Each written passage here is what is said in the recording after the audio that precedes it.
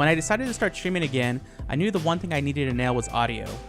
I already had a good pair of broadcast headsets from my fighting game streaming days, but if you ever use the Audio Technicas, you know they become really painful on the ears after a couple hours of use. Since I live in the Philippines, AC is a must, and my air conditioning unit is right above my stream setup, which creates a lot of noise.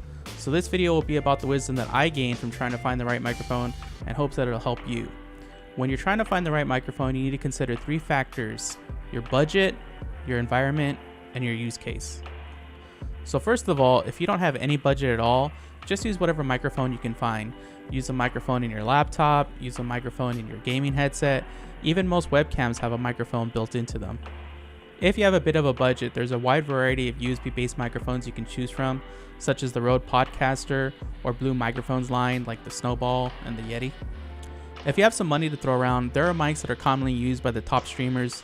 One of these mics is the Shure SM7B, but don't feel like you ever need to throw too much money at it because there's always diminishing returns the more you spend. Next, you have to consider the environment you're streaming in. Is it noisy or is it quiet? In a quiet environment, you can use pretty much any mic you like, but condenser mics really shine here, like the Blue Yeti. The analog version of condenser microphones are the microphones that need the 48 volt or the phantom power turned on to be able to pick up audio. And when they do pick up audio, it's really clear, it's really pristine, really nice, lots of details. The only problem is that it gets all the details. So if someone's washing dishes in the background, or the rumble from air conditioning, or your keyboard sounds, that'll all get picked up really clearly from condenser microphones. So if you're in a noisy environment like I am, it's recommended to use a dynamic microphone. Like this is an Electro Voice RE20. Some other popular ones are the Rode Podcaster or the Shure SM58. And while they don't remove all the sounds, they're pretty good at removing stuff like hum, like from the AC unit above me or my computer fans, and to some degree it takes away the clicking from my mechanical keyboard. Another thing too is they don't require phantom power. Another thing to take note of is a microphone's polar pattern. The polar pattern is basically the directions that it takes in audio best.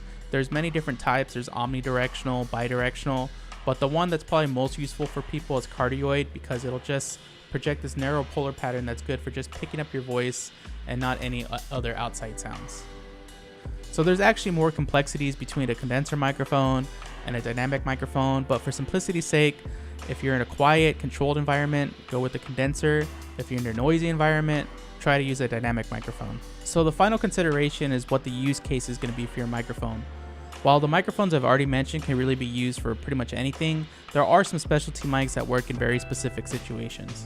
So if you need to move around a lot on your stream, I recommend using a wireless lavalier mic. These mics can be kind of pricey, and they also have the additional cost of requiring batteries that you have to replace as time goes on. Now, if you need a microphone that's going to catch like a big group of people and you only want to use one mic, I recommend getting a mic with the omnidirectional polar pattern. So the Blue mics are pretty useful with this because you can change the polar pattern. So it does have an omnidirectional and a bidirectional setting if you're going to do like a talk show or something. If you're looking to do some ASMR content, you can buy one of these creepy looking microphones, or you can get a couple microphones, crank up the gain, do some panning for a similar effect. Hello. So, I had a Krispy Kreme donut earlier,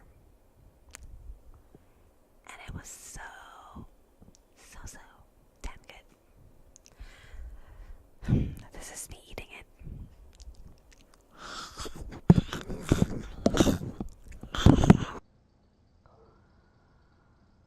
So hopefully the info shared in this video will help you on your path to find the right microphone for your streaming setup. I put some links to some of the microphones I talked about in this video in the description, so check them out and maybe you'll find the right one for you. Thanks again for watching this video. I hope it was useful for some of you. If it was, give this video a like. If you have any questions, put them in the comments. I'll do my best to answer them right away. And yeah, catch y'all later.